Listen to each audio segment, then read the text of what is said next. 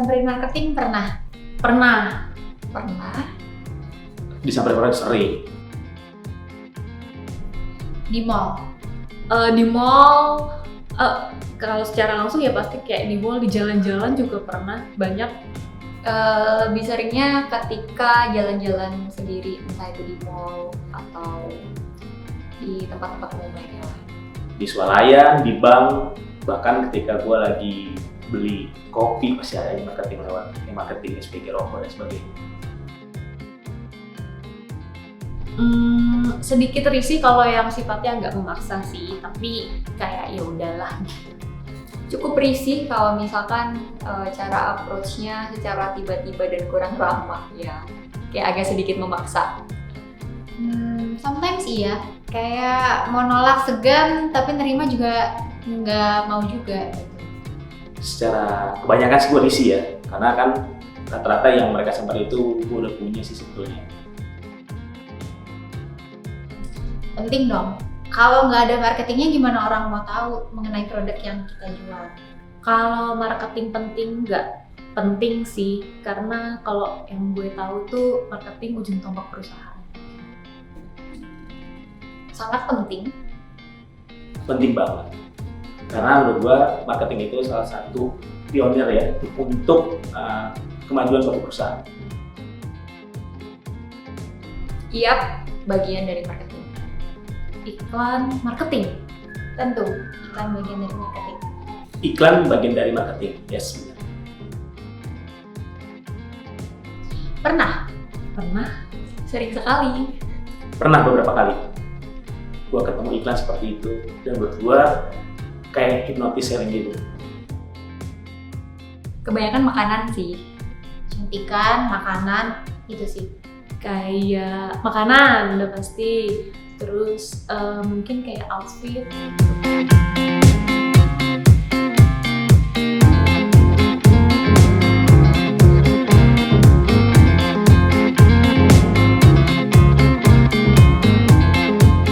Dunia marketing ya, saya memulai marketing itu di usia yang sangat dini sebenarnya.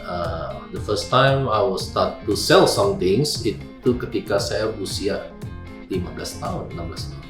Ya, waktu itu pertama kali produk yang saya jual itu sederhana, alat tulis ATK gitu, ATK, dan kita memulai untuk mencari sesuatu. Kenapa? Karena waktu itu marketing itu sesuatu hal yang paling gampang ya untuk mendapatkan uang. Jadi saya mulai melakukan aktivitas itu, yang menjual alat tulis ATK lah, penghapus, pensil, ballpoint, ambil dari orang terus dijual lagi, dan kemudian mulai jual yang ikut MLM, di MLM, dan beberapa produk yang lain. Tapi ya kalau mau ngomong kapan mulai, ya mulai dari usia 15-16 tahun ya. That is when I was, I think is junior high school, SMP.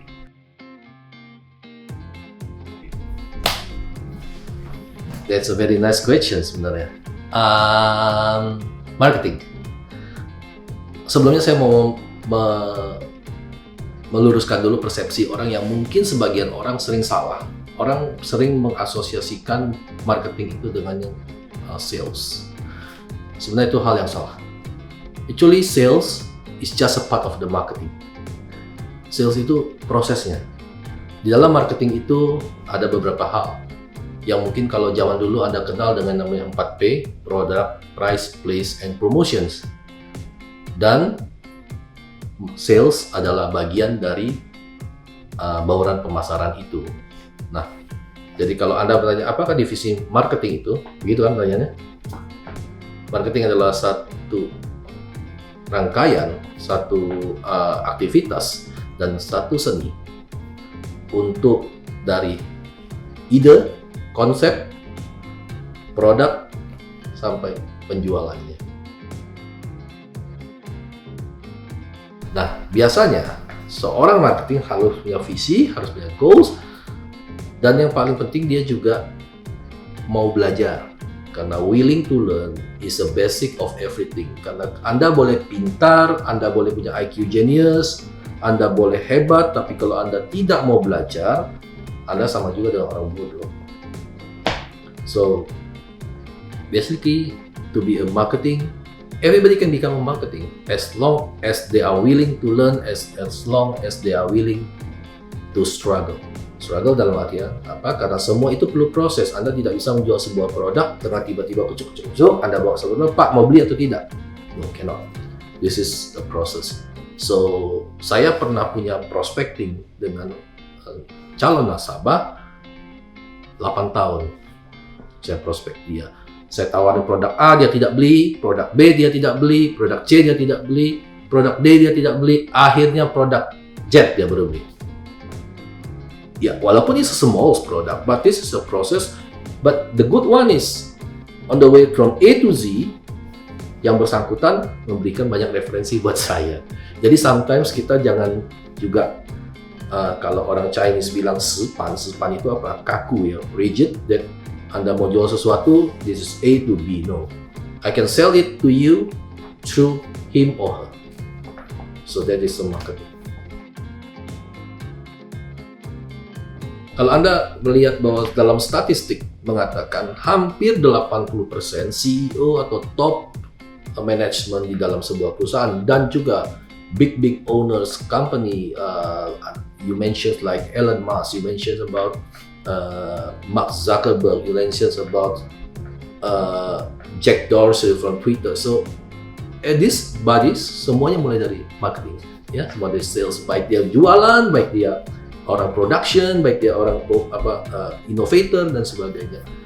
So kalau Anda tanya seberapa besar, ya sangat besar sekali. Ya, with all due my respects dengan segala teman-teman di division yang lain, semua punya hal yang sama. Semua in the finance, in the HR, in IT, all have a same chance.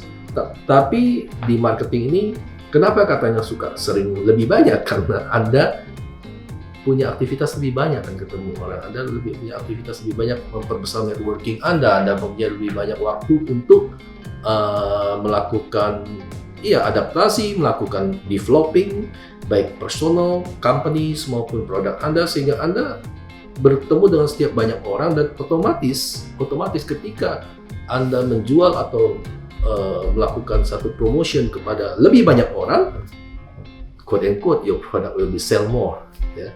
So that's the answer. So marketing is very good promises. Secara umum memang dikatakan bahwa seorang marketing biasanya extrovert, underline biasanya extrovert. Ya, mungkin orang seperti saya dan beberapa teman yang lain, kalau sehari nggak ketemu teman, sekali tidak ngomong, bisa sakit nih, gitu kan.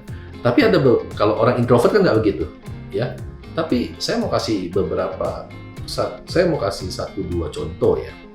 Saya punya contoh, saya dulu waktu saya jadi kepala cabang, saya punya seorang sales, ya, ibu-ibu, very introvert. Hampir tidak pernah dia keluar rumah, bukan tidak pernah, hampir jarang seperti kita berkumpul, ya. Dan dia kesehariannya sebagai seorang ibu-ibu, yang for sure dia ngurus suami, anak dan sebagainya, dan dia tidak punya pengalaman marketing sales sama sekali sebelumnya. Tapi karena faktor ekonomi, dia pengen mendapatkan sesuatu tambahan dan dia willing to learn. Tadi saya bilang willing to learn. She came to the company, she will follow the training and everything, dan dia kita didik. Very introvert, ya. Dia bahkan mencapai level MDRT. Tapi Anda tahu nggak, luar biasanya adalah 70% dan 80% customer-nya itu datang dari by phone only. So she never out to the office, ya. She started with the cold canvas dengan segelintir awal leads-nya dia, network yang dia punya dari dia maupun suami dan keluarganya, dia telepon, beli dari si tante A, tante B, tante C, dan dari mereka kemudian spread. Dan dia mendapatkan banyak customer dari sana, awalnya tanpa dia harus visit mereka, ya visit pasti akhirnya ketika tanda tangan, karena zaman dulu itu masih SPAJ-nya harus tanda tangan basah dan closing dan sebagainya, tapi lebih banyak tidak ketemu orang. Ya tapi lama-lama karena dia juga merasakan, oh dia makin banyak customer dari si A, dari Grandis, kemudian info ke info ke macam-macam, ke Pak Yusuf dan saya, kemana-mana. Dia jadi dari 1 jadi 2, 2 jadi 3, 3 jadi 10 sampai 100. Akhirnya dia belajar juga. Dan dia mulai menjadi sedikit extrovert. Nah, jadi kalau pertanyaan Anda, apakah benar tadi extrovert? Ya, secara statistik mengatakan begitu. Tapi kalau Anda seorang introvert, Anda ingin menjadi seorang marketing, why not? So you have a chance for that. Everybody have a chance as long as they are willing to learn.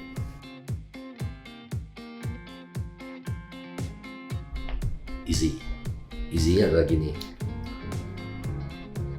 Ya, banyak jual, banyak melakukan proses. Kalau Anda di sales, berarti Anda harus banyak ketemu orang, Anda harus banyak ketemu di lapangan. Karena semakin banyak Anda gagal, Anda akan tahu bahwa kegagalan itu hanya sesuatu kesuksesan yang tertunda. Jadi Anda tahu besoknya Anda tidak akan mengulangi hal yang sama. Ya Anda harus jual apa? Kepercayaan. Karena apa? Kadang-kadang orang beli produk itu bukan karena produknya. Kadang-kadang orang beli produk itu bukan karena company-nya. But orang beli produk karena Anda. Saya sendiri setiap hari minimum 2-3 jam saya habiskan waktu untuk itu. Segala informasi kita serap, baik buruk itu nggak ada masalah, karena apa? Itu menjadi door opener ketika Anda berbicara. Karena customer itu kan punya basis dan punya spesifikasi yang berbeda. Anda nggak bisa mengharapkan Anda ketemu setiap orang seperti saya. Anda nggak bisa harapkan Anda ketemu setiap orang seperti misalkan mungkin Pak Jokowi, atau mungkin Anda ketemu seperti orang yang Anda tahu dia misalkan seorang artis, ya kan?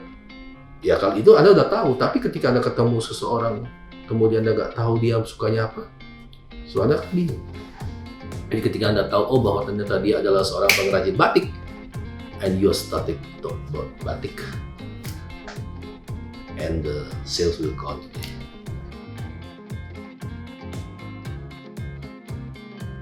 Dalam satu perusahaan itu, kita ngomong itu semuanya itu sama-sama penting, ya. Setiap bagian komponen itu sama-sama penting. Kalau mau itu marketing, mau itu production, mau itu legal, mau itu finance, mau even GA dan teman-teman kita security maupun para office boy sangat memegang peranan penting dalam sebuah perusahaan maupun organisasi. Karena sebuah perusahaan ataupun organisasi tidak akan bisa jalan tanpa adanya kerjasama atau support dari setiap individu maupun setiap departemen dan divisi tersebut. Like seperti kalau kita ngomong dalam permainan sepak bola, ya tadi kan kita ngomong bahwa Anda tidak bisa mengandalkan seorang striker. Ya, mungkin dalam hal ini marketing selalu dianggap sebagai seorang striker yang mencetak gol, terutama orang sales, karena ujungnya adalah penjualan. Tapi seorang sales yang hebat tidak mungkin bisa jadi hebat kalau tidak disuplai bolanya, ya kan? Seorang striker tidak bisa hebat kalau tidak ada gelandang yang hebat. Dan sehebat-hebatnya Anda menjadi seorang striker dan gelandang, cetaklah 1000 gol, tapi kalau Anda punya pertahanan para back dan wing Anda lemah, libero Anda lemah, dan penjaga gawang Anda lemah, Anda juga akan kebobolan 1000 gol. So once you got 1000 goal and you kebobolan 1001 gol, you still lose. So kalau tadi pertanyaannya apakah memegang peranan penting? Ya, kalau kita mau subjektif, karena saya juga part of the marketing, I would say yes, but sejujurnya objektivitasnya adalah semuanya memegang peranan penting.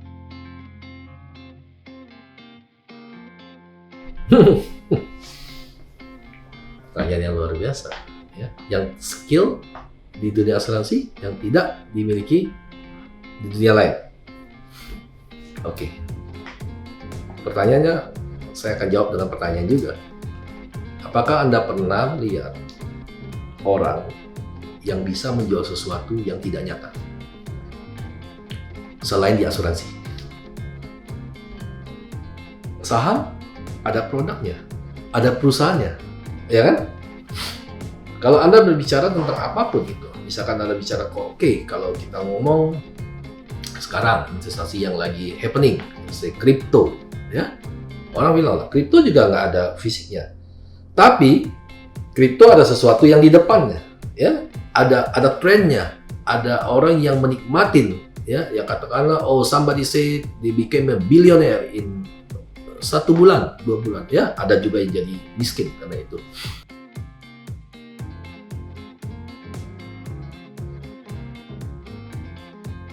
Kalau pertanyaannya itu pasti saya jawab ya.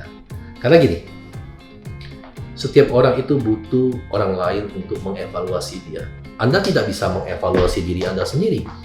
Saya tidak bisa mengevaluasi diri Anda sendiri. Bahkan seorang, kita ngomong zaman dulu, katakan mungkin semua orang kenal yang namanya Mike Tyson, petinju terbengis di dunia katanya waktu itu, tetap butuh seorang pelatih, ya kan? Sebuah tim sepak bola, tim bola basket, petinju, pebulu tangkis, petenis, siapapun itu tetap butuh pelatih. Bahkan all the President United States of America and United Kingdom, Great Britain, Prime Minister dan para menteri-menteri utamanya itu disiapkan pelatih, disiapkan mentor, disiapkan coach, ya. One of that is, Anda mungkin tahu, Anthony Robbins. Dia mengcoach beberapa President of the United States of America dan beberapa ya bilioner besar yang lainnya. Dan kalau mereka saja perlu coach dan mentor, why don't we? Ya harus, ya. Karena apa? Karena peranan coach dan mentor itu adalah orang yang memang bisa melihat sisi lain dari sisi kita yang tidak bisa kita lihat. Seperti ketika kita berkaca. Ya, Anda berkaca mungkin Anda bisa lihat begini, tapi apakah Anda bisa lihat belakang? Anda nggak bisa. Yang bisa lihat adalah orang lain ketika Anda ada di lapangan, ketika Anda menjalankan aktivitas, ada orang yang coach dan mentor Anda. Nah, salah satunya misalkan saya pribadi, saya beruntung saya pernah di coach dan sampai sekarang masih di coach oleh seorang mentor saya, terutama Dr. John Maxwell. Beliau adalah number 1 leadership guru in the world. Sampai sekarang kami masih melakukan in touch itu walaupun hanya by Zoom dan by WhatsApp. Dan sebelumnya juga beliau melakukan mentoring session. Nah, di sana kita belajar banyak update tentang kalau saya pribadi, karena saya juga menyukai ilmu leadership, jadi saya belajar banyak dengan dia, dan saya juga mengupgrade ilmu saya di bidang-bidang yang lain, misalkan di sales, in marketing, ya even in product development. Kita belajar, karena mau belajar haruslah belajar dari orang yang terbaik. Karena Anda tidak bisa belajar sendiri, bisa otodidak sih, tapi ya tetap perlu orang yang benchmark yang membantu Anda mengevaluasi, karena evaluasi itu sering menjadi kata yang dilupakan orang dalam sebuah proses. Dan di dunia sales, marketing maupun perusahaan organisasi besar di negara manapun, kan kita harus sudah plan, do, check, action, dan terakhir evaluasi.